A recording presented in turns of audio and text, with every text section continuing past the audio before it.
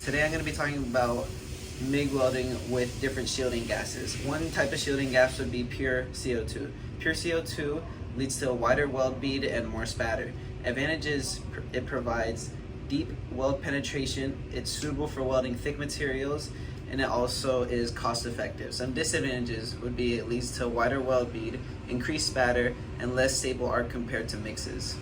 Another type of shielding gas whenever you are MIG welding would be argon. Argon is particularly needed when welding non-ferrous materials like aluminum or stainless steel. Argon has low thermal conductivity and inertness, which helps stabilize the arc, protect the weld pool from contamination, and produces smooth, deep, narrow penetration. And here's an example of MIG welding with argon. So right here we have aluminum, a non-ferrous metal. We're going to be welding it with argon, just straight argon. You can see it.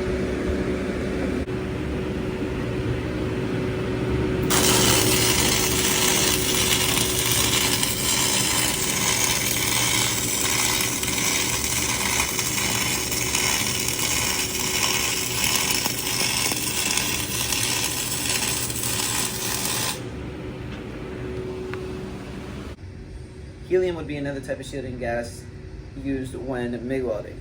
Helium offers advantages like broader penetration, higher heat input, and is particularly beneficial for thick materials and also aluminum welding. Some disadvantages of welding with helium would be its cost.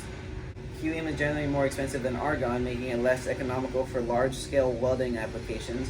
Another is that helium lacks the cleaning action, while argon provides the cleaning action. A mixture of argon and CO2 is commonly used as a shielding gas. The most common ratio is 75% argon and 25% CO2, which is well balanced for many applications. Its benefits would include arc stability, lower heat input, reduced spatter, its cost beneficent, its versatility, and deep penetration. There are different ratios when using argon and CO2 mix. The first being 75% argon and 25% CO2, which is used for general purpose welding of carbon steel and some low alloy steels.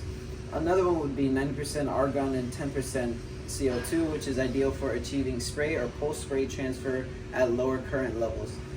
Another one would be 98% argon and 2% CO2, which is used for welding stainless steel to minimize chromium carbide formation.